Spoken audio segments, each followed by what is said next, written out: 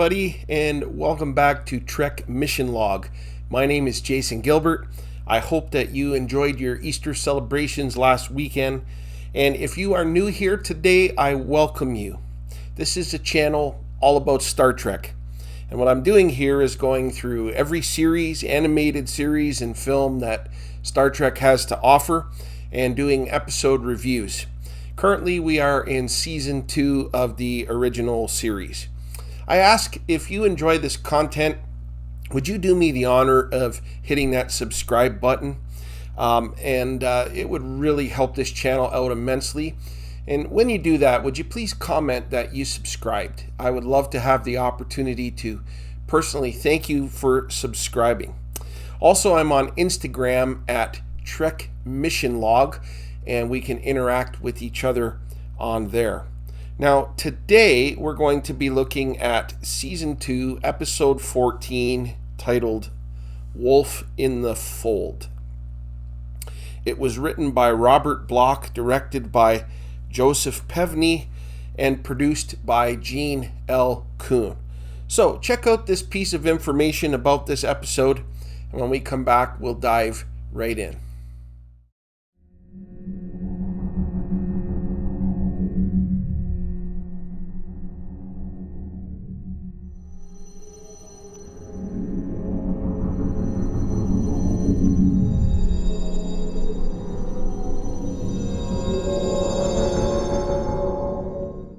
The episode begins with Kirk, McCoy, and Scotty in a crowded bar watching a woman perform a seductive dance. And Scotty begins by saying that he will learn to love Argelius. McCoy divulges that this is a hedonistic society. Kirk said he invited the dancer to join them at their table because he thought Scotty might like to meet her. As she joins them, when she concludes her dance, we see this man who looks very angry as she sits. And then he gets up and leaves. Scotty begins flirting with her and talking about walking in the fog of Aberdeen, and then he invites her to walk with him in the evening fog of Argelius. And she agrees, and they leave. McCoy then told Kirk that a woman caused an explosion on the ship, which sent Scotty flying, and it gave him a brutal concussion, and since then he wanted nothing to do with women. And so Kirk brought him to this planet to cure him. McCoy and Kirk leave to go to a different establishment. Now, as they're outside walking, they hear a scream, and they find the dancer that Scotty was walking with dead on the ground, stabbed 12 times. Then they hear a noise, and they look up to see Scotty there in shock with the murder weapon in his hand. We then fade into the title sequence. When we come back, we hear a captain's log where we learn that Scotty is now under suspicion of murder. A man named Mr. Hengist is in charge of the investigation, and Hengist mentions that he is that if he were from his home planet of Rigel 4, he would have the right tools to aid in this investigation. Hengist is questioning Scotty, and Kirk and McCoy are present as well. He asked if he remembers seeing the knife, and Scotty said he can't remember. He recounts walking a little ahead of the lady to lead the way through the fog when he hears a scream, and he turned to find her on the ground, and he can't remember anything after that. Kirk's hands are tied regarding the matter because the crime happened on Argelius, and it has to be tried under Argelian law. Kirk asked what that law was. A man walked in and said that the law is love. His name was Jarrus, and that he is the planet's prefect. He's the man in charge. He indicated that Mr. Scott does not look like a man who could perform such an act, and he mentioned that 200 years ago, before their great awakening, they had ways to determine the truth. It is known as the Argelian empathic contact. Jarrus' wife, Sibo, is an empath who can perform this. Jarvis then invites them to his home where his wife will use the ceremony to determine the truth. Kirk asked the prefect for permission to beam down a technician with a psycho-tricorder. It can determine Scotty's movements and thoughts for the last 24 hours. The prefect allows it. Kirk hails the ship and orders Spock to send them down. A few moments later, the technician beams down. Mr. Hengist leaves to gather the others that need to be questioned. Kirk orders her to give Scotty a 24-hour regressive memory check and orders Scotty to cooperate completely. Sibo comes in and says that she is ready to begin, and she asks to see the knife as she can pick up impressions from it. But mysteriously, the knife has disappeared. We then hear a scream, and they run in that direction. The technician is dead on the floor with repeated stab wounds, and Scotty is in a chair, out cold.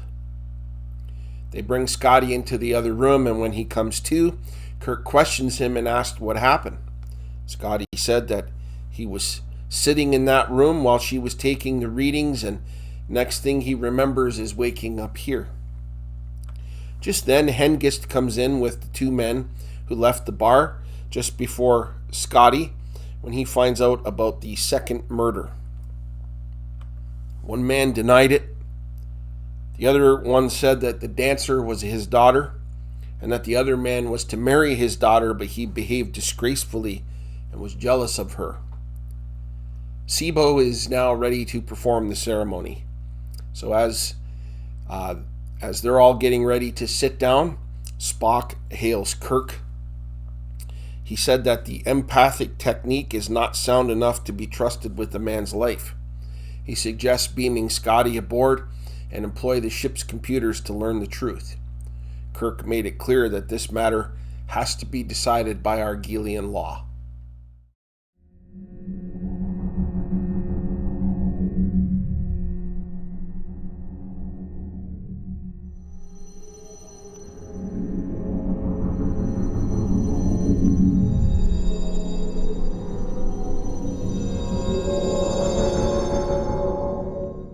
The ceremony begins, and it almost looks like a seance. Sibo said that there is anger and hatred there. And as she was going on, the lights went out and there was a scream. When the lights come back on, Scotty is holding Sibo, and as she falls, there is a knife in her back, and Scotty has blood on his hands. Kirk makes the case to the prefect that the ship's computers would determine the absolute truth without a doubt, and the prefect agrees. And he said that once the killer is determined, the sentence will be carried out on Argelius, which is death by slow torture.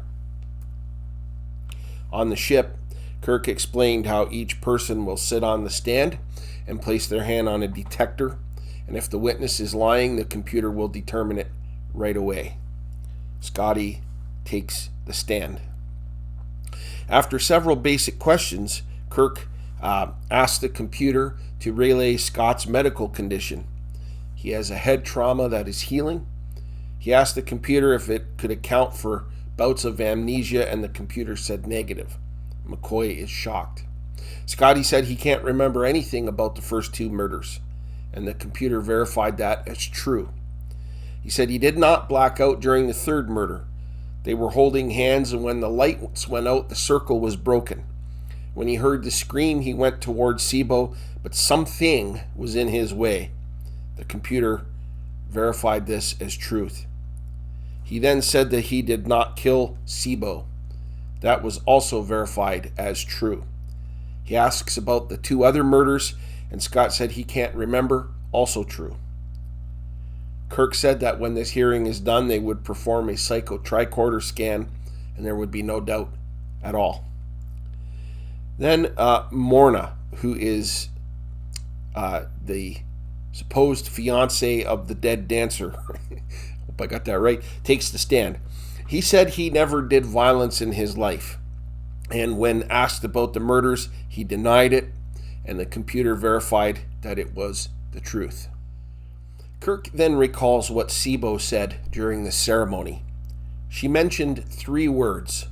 One of them was reject. When Spock asked the computer said it was an old Earth word which means murderer of women. And then the computer said it was a reference to Jack the Ripper. Kirk said that Jack the Ripper couldn't be alive if he were a man. Spock said that humanoids only make up a small percentage of the life forms that they know of. He further stated that there are non-humanoid life forms that are virtually immortal. The evidence now is beginning to point away from a person, but toward an entity that is not humanoid and that can feed on emotions, but more specifically the emotion of fear. Kirk asks Spock to look into the possibilities, and so Spock asks the computer. The computer said that such creatures exist.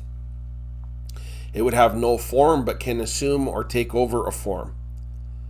Spock mentioned that Jack the Ripper killed at will in the most populated city of Old Earth. And Kirk says it doesn't seem likely that was a possibility as he never got caught. Possibly was it this creature that was Jack the Ripper? Spock suggests a hypnotic screen that would make everyone except the killer unaware of what happened. So, we're dealing with a creature that has no form, that feeds on fear, and that must assume a shape to kill. And Spock said it chooses females because they are more easily frightened than males. Kirk asked the computer for a history of targeted killing of women since Jack the Ripper. The computer lays out a history of females stabbed to death on Earth and on several other planets.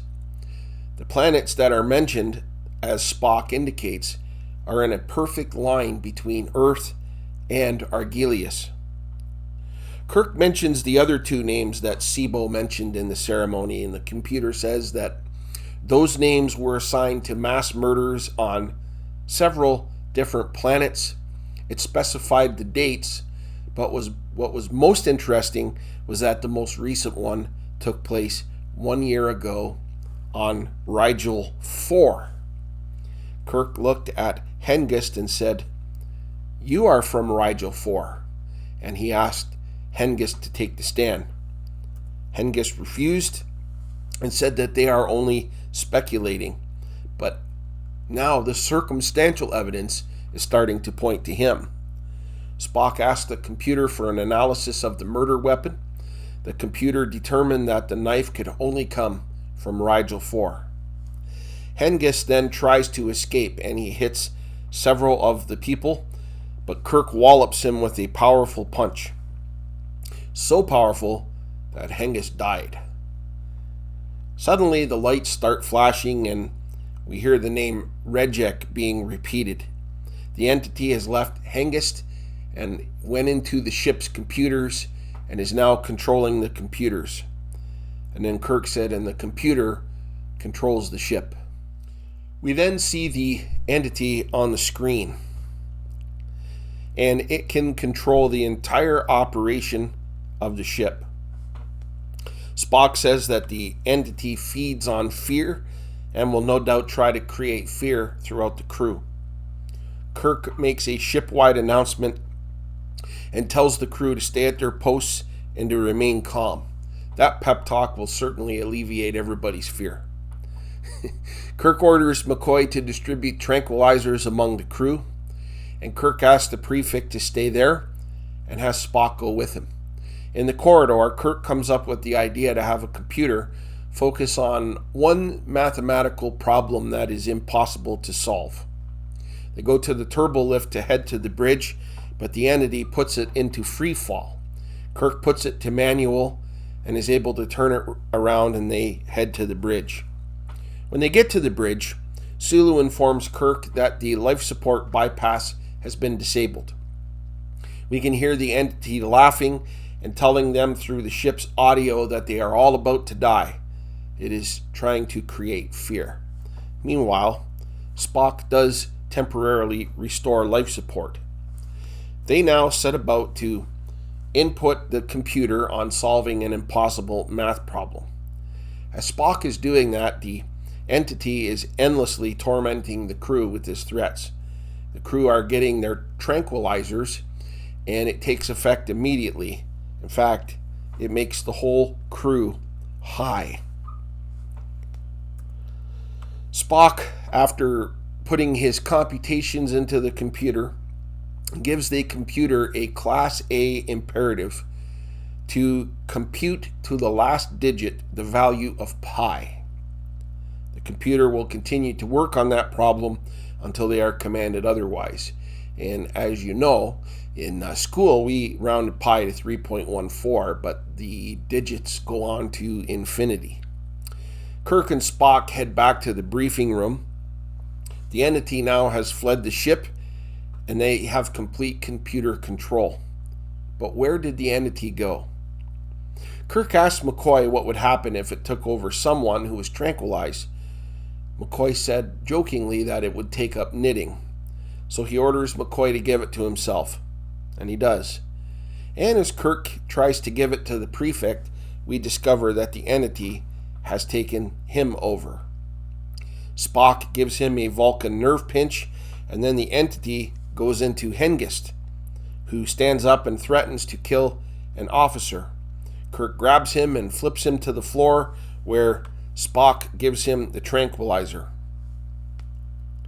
Kirk and Spock now take Hengist to the transporter room, where Spock beams him into deep space. The entity now will, over time, scatter into particles and eventually die. After it is done, Kirk asks McCoy how long the drug will last, and he said 5 or 6 hours. Spock suggested that Kirk go to the planet for some rest. However, the other crew who are high are not able to go. Kirk does not want to go alone, so they head back to their posts. The crew of the Enterprise are as high as a kite, but they are all safe and sound, and the Enterprise leaves orbit for its next mission.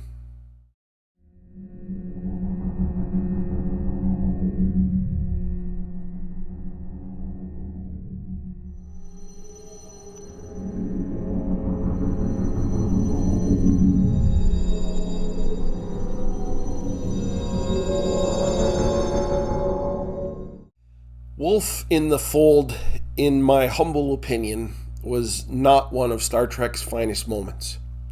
I certainly don't mean to make anybody angry with me, but that is how I feel.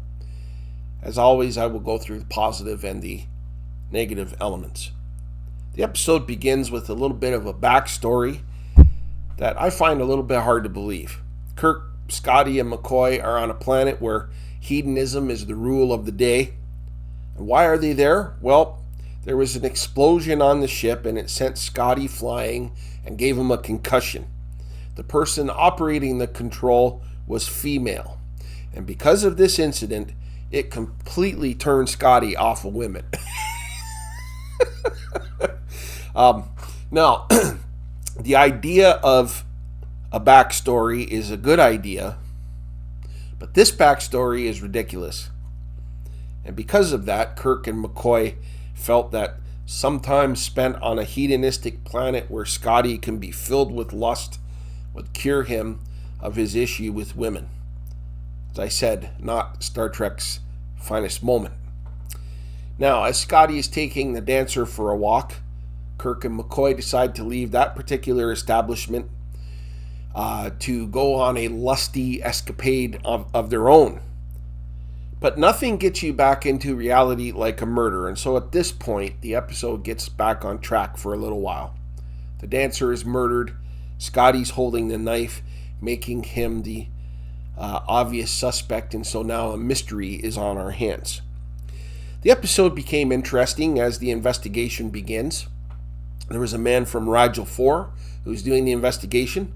We then saw the prefect and his wife. And when the prefect said that she was empathic and they would use old ways to find the truth, I think that pique the curiosity of anybody who would view this show. However, when the ceremony began, it was definitely an occult lined seance. Now, as a space show, my humble opinion, it should have been a ceremony that is something that does not even resemble anything on Earth. For me, as a Christian, these few moments were uncomfortable for me to watch. It only lasted 2 or 3 minutes, and then another murder takes place, further implicating Scotty. So the mystery element in the first half of the episode was executed fairly well. Then they go back to the ship to complete the investigation where, in my opinion, the episode takes a nosedive into ridiculousness again. We learn that the killer is actually an entity that doesn't have a form but can assume a form or take over one when it needs to kill. The creature preys on fear. That, by the way, those are 2 great science fiction ideas.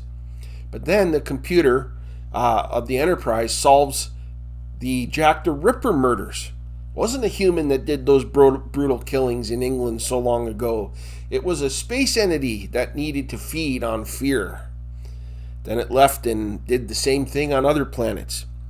Now, maybe this is showing my soft side a little, but the Jack the Ripper case was very bloody and brutal, crimes committed, and is a sensitive topic that is maybe one of those things that belongs to history that shouldn't be tampered with.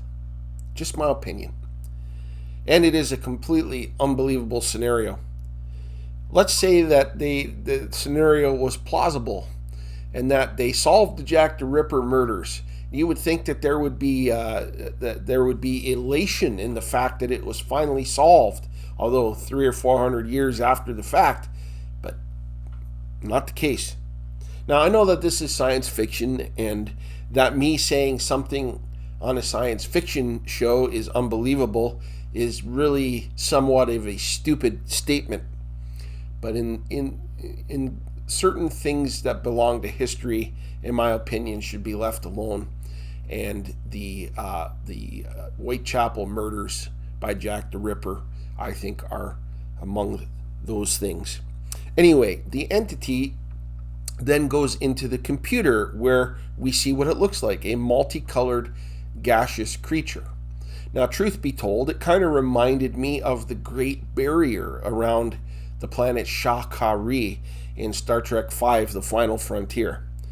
Even the whole thing about it generating fear in people. So it makes me wonder then if this episode was a little bit of an inspiration for that film. Okay, the entity taking over the computer is a great thing. However, its continual, "you're all going to die," it got real annoying real quick. The idea of having the computer try to compute the value of pi to the last digit was absolutely brilliant. However, it lasted only a moment or two on screen, and it felt anticlimactic to me. The idea of tranquilizing the crew to keep them from becoming afraid, very good.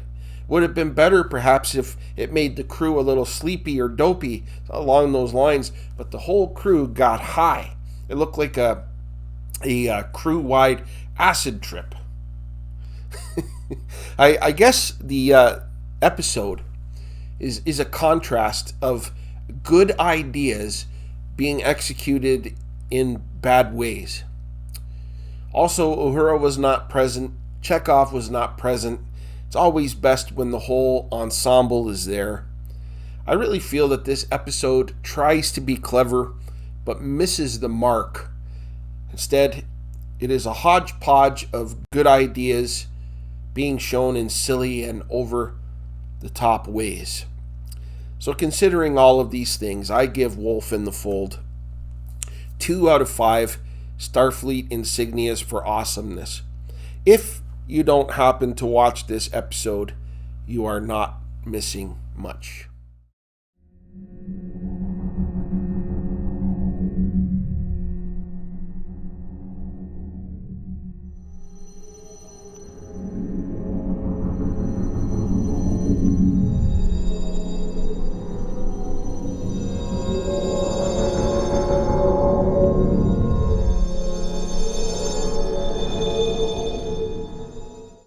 Well, that's a wrap for this week's edition of Trek Mission Log, and I hope that you enjoyed this review. Please leave a comment below. I would love to read your thought on this episode or on my analysis and my opinion of it. If you disagree with me, that's okay. We're never going to fully agree on every little thing, but I love reading your opinions. I love reading your ideas, and I try my best to respond. Now, next time, we're going to be looking at one of the most loved episodes of the original series. And it has been a long time since I've seen it, but I think it's going to be interesting. It is titled The Trouble with Tribbles. So you're not going to want to miss that one. Well, my friends, it's been good to be with you. I hope you have a wonderful weekend and a great week next week. And until next time, live long and prosper.